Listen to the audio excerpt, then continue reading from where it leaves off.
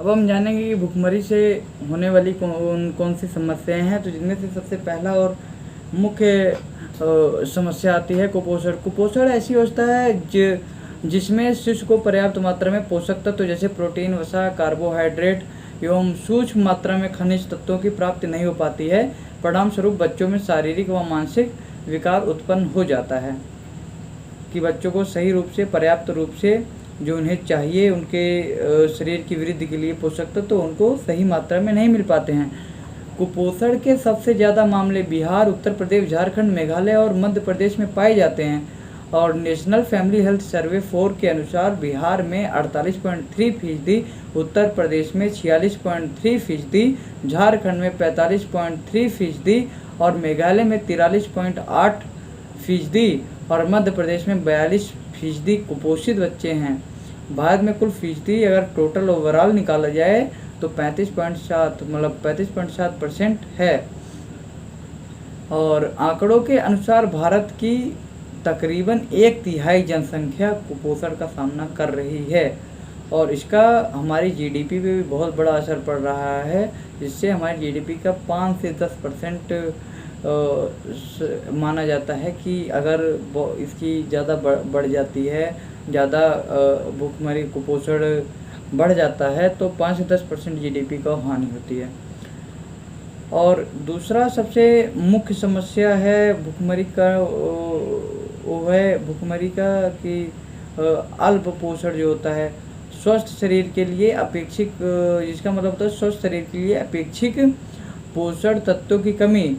मतलब कि आपकी शरीर को जितना चाहिए, आपकी शरीर जितना डिजर्व करती है पोषक तत्वों को, आपके शरीर को उतना पोषक तत्व ना मिल पाना, आपके पास पोषक तत्वों का या खाद्यान्न का अभाव होने के कारण वो आपके शरीर को नहीं मिल पा रहा है जो आपके शरीर को पोषक तत्व चाहिए।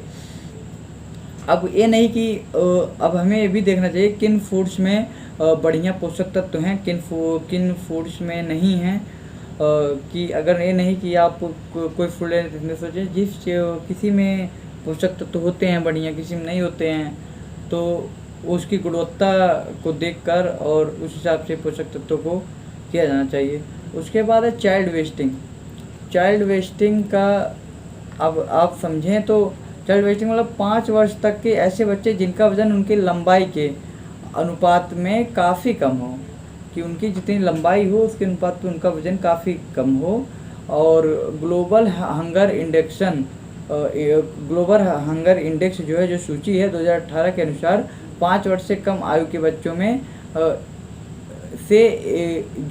जैसे 5 वर्ष से जो कम आयु के बच्चे हैं इस इंडेक्स के द्वारा जाना गया है, उसमें से 5 में से 1 बच्चा अल्प पोषित है। कम से कम 5 में से कम 1 बच्चा अल्प पोषित है।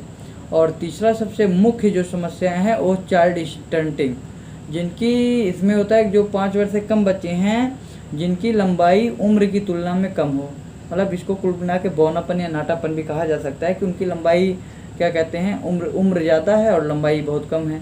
तो ये भी एक क्या कहते हैं इसके जो समस्याओं में से है। और एक है जैसे हम जान सकते हैं कि वैश्विक स्तर पर सभी के लिए खाद्य उत्पादन पर्याप्त होने के बावजूद भी लगभग 815 मिलियन लोग ऐसे हैं जो अल्पपोषित हैं।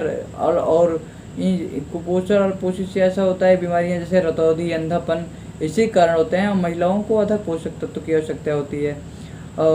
जो महिलाओं को जैसे अब वो गर्भवती हैं तो उनको अधिक पोषक तत्वों की हो जिससे उनका बच्चा कुपोषित न हो और उनकी बाद में हेल्थ स्वास्थ्य गड़बड़ ना हो और एक स्वस्थ बच्चे का जन्म हो और उनके शरीर पे या कमजोरी होने के कारण उनके दुर्घटना होने की संभावना कम हो, मृत्यु की संभावनाएं कम हो।